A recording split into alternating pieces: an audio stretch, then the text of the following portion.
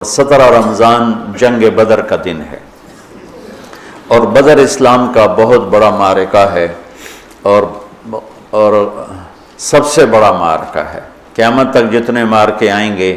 ان میں سب سے اعلیٰ سب سے افضل بدر ہی رہے گا کہ ان بدر والوں کے بارے میں جو اللہ کی طرف سے آئی ہے بات، وہ بعد میں کسی کے لیے نہیں آئی کہ افعلوا ما شئتم فإنی قد غفرت لکم۔ میرے نبی نے فرمایا، اللہ تعالیٰ نے میرے بدر کے ساتھیوں سے فرما دیا ہے، جاؤ جو مرضی کرو میں نے تمہیں معاف کر دیا۔ افعلوا ما شئتم، جو مرضی کرو میں نے تمہیں معاف کر دیا۔ یہ صرف انہی کو کہا گیا ہے اور کسی کو نہیں کہا گیا،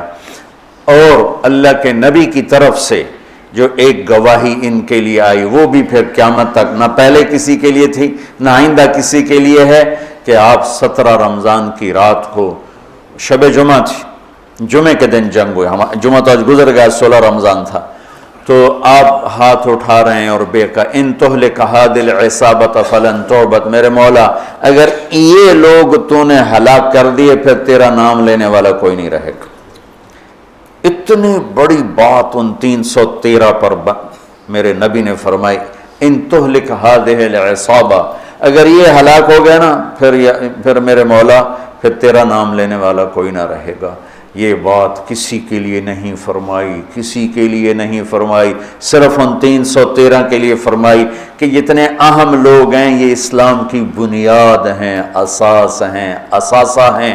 اگر یہ شکست کھا گیا اور مارا گیا تو پھر یا اللہ تیرا نام بھی دنیا سے گیا۔ تو آپ نے ہجرت فرمائی نبوت کے 14ویں سال، 27 صفر نبوت کا 14واں سال تھا اور ستمبر کا مہینہ تھا، جب آپ 622 عیسوی اور ہجرت کا پہلا سال سمجھ لیں، آپ مدینہ پہنچے۔ مدینہ پہنچے تو ایک ریاست کی شکل قائم ہو گئی۔ قریش نے مٹانے کے لیے تیاری شروع کی اور ابو سفیان کو بھیجا، ہر گھر سے عورتوں نے سونے کے زیور دے دیے کہ جا کے ہتھیار خرید کے لاؤ، ہم مدینے والوں کے خلاف جنگ کریں گے۔ یہ 40 آدمیوں کا قافلہ جب شام سے واپس آئے تو مدینہ راستے میں پڑتا تھا، تو خبر ملی تو اللہ کے نبی نے فرمایا کہ ابو سفیان کے قافلے کو روکا جائے، یہ ہتھیار ہمارے خلاف استعمال ہوں گے تو اس پر قبضہ کر کے ہمیں اپنے فائدے میں اس کو استعمال کرنا چاہیے۔ یہ آپس میں مشاورت ہوئی تو مسجد میں جتنے لوگ بیٹھے تھے ان سے فرمایا چلو بھائی، کوئی تیاری نہیں، کوئی اس کے لیے اعلان جنگ نہیں، اور فرمایا کہ 3 میل کے دائرے میں جس کی وہ سواری ہے تو وہ لے لے اور باقی ویسے ہی چلو۔ تو لہٰذا چونکہ صرف 40 آدمیوں کو روکنے کا مسئلہ تھا تو 313 آدمی، 315 آدمی یا 317 آدمی مختلف ہے، 86 مہاجرین تھے اور 64 اس میں اوس تھے اور باقی خزرج تھے۔ خزرج سب سے زیادہ سے 100 سے اوپر خزرج تھے اور 86 اس میں مہاجرین تھے اور 64 قبیلہ اوس کے، اوس چھوٹا قبیلہ تھا، خزرج بڑا قبیلہ تھا۔ 2 گھوڑ سوار تھے، ایک مقداد بن اسود اور ایک زبیر بن عوام، اور 60 اونٹ تھے ٹوٹل یا 70، اور جس پر 3 آدمی سوار تھے، 3۔ تو آپ کے ساتھ حضرت علی اور مرسد الغنوی یہ اور میرے نبی پاک، یہ 3 آدمی ایک اونٹ پر سوار، ایک اونٹنی پر سوار تھے اور باری باری سوار ہوتے پیدل چلتے تھے۔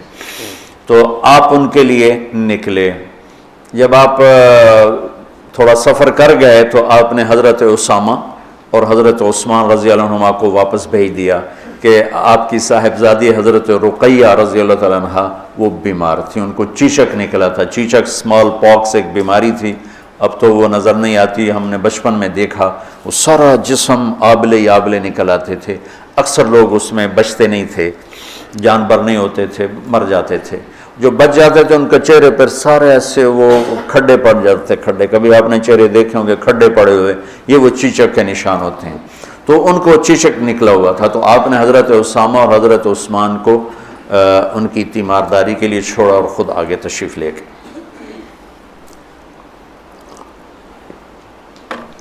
ابو سفیان بہت داہیت العرب کہلاتے ہیں، داہیت العرب، تو ان کو بھی وہ بھی فضا سونگ رہے تھے کہ کہیں مدینے والے میرے قافلے پہ حملہ نہ کر دیں، تو دائیں بائیں سے خبر لیتے ہوئے چل رہے تھے، کبھی ادھر کبھی ادھر،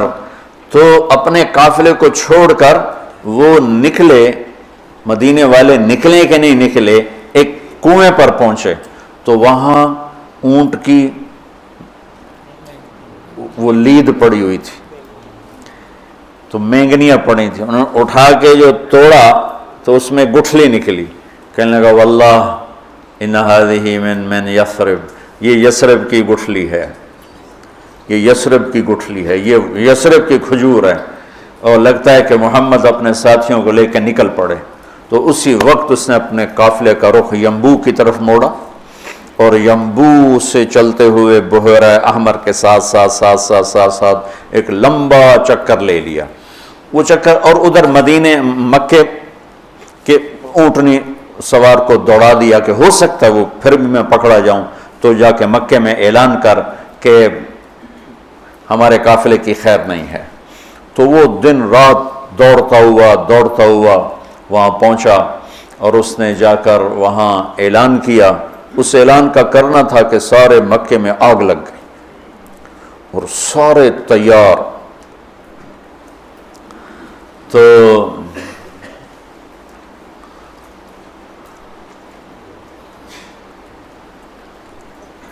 بنو عباس